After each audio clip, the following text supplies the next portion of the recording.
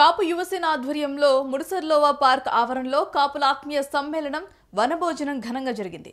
ఈ సందర్భంగా రాష్ట్ర శాసన మండలి ప్రతిపక్ష నేత బొత్స సత్యనారాయణ మాట్లాడారు। ప్రతి ఏడాది ఇలాంటి ఆత్మీయ సమావేశాలు నిర్వహించాలని కోరారు।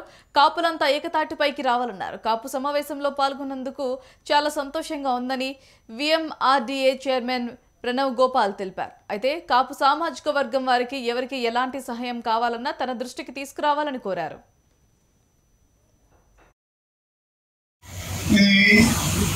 మనందరూ కూడా ఇక్కడ చిన్న పెద్ద తారతమ్యం లేకుండా ఒకే కులం ఒకే బలం అనే ఒక నినాదంతో ఇక్కడ చేరాం।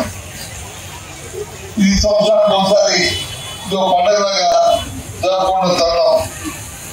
నేను ఇది రెండోసారి రావడం, గత సంవత్సరం అంతకు ముందు ఒకసారి వచ్చాను, మళ్ళీ ఇప్పుడు మనం పిలిస్తే అది కూడా వచ్చాను। ఈరోజు చాలా సంతోషం। నేను మీ అందరికీ ఒకే మాట చెప్పదలుచుకున్నాను, కులాలు మీ సమాజాన్ని ఇవన్నింటినీ దయచేసి రాజకీయాన్ని గుర్తుపెట్టుకుని అది కాదు। ఎన్నో రంగాలు ఉన్నాయి, అందులో ఒక రాజకీయం అనేది ఒక రంగం, అందులో ఒక రాజకీయమైన రంగం। మనం అందరం కూడా అన్ని రంగాల్లో కూడా మనం మెయిన్గా ఉండడానికి ఆలోచించాలి, అది ఏదైనప్పటికీ కూడా। కానీ చాలా మంది ఏం చేస్తారంటే తెలుసో తెలియదు కానీ కులం పేరు చెప్పుకోవడానికి కొంత భయపడతాం। ఆ భయపడాల్సిన అవసరం లేదు, అవసరం లేదు।